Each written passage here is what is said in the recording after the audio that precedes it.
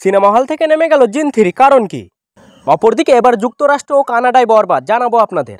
প্রথমে আসা যাক জিন 3 এর কাছে। প্রযোজনা প্রতিষ্ঠান জাজ মাল্টিমিডিয়ার জিন 3 শুধু স্টার সিনেপ্লেক্সে মুক্তি পায়।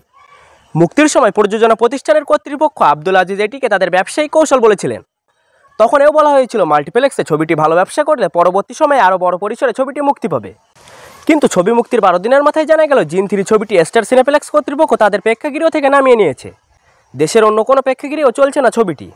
জাজ মাল্টিমিডিয়া তাদের প্রযোজিত সিনেমা এর আগে একাধিক সিনেমা হলে মুক্তি দিলেও এবার জিন 3 শুধু মাল্টিপ্লেক্সে মুক্তি পায়। এতে সিনেমাটির ব্যবসায়িক কোনো ক্ষতি হবে না। প্রযোজক তখন বলেছিলেন, হাতে গোনা কয়েকটি সিঙ্গেল হলে আমরা সিনেমাটি মুক্তি দিতে চাইছি না।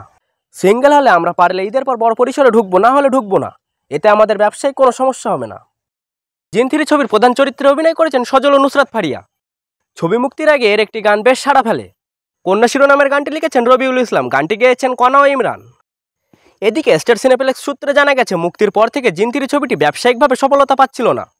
তারপরও সিনেপ্লেক্স কর্তৃপক্ষ 2 সপ্তাহ দেখতে চেয়েছিলেন, কিন্তু তাতেও দর্শকের কোনো সাড়া মেলেনি। দর্শকের আগ্রহ কম থাকায় ছবিটি নামিয়ে ফেলতে হয় তাদের।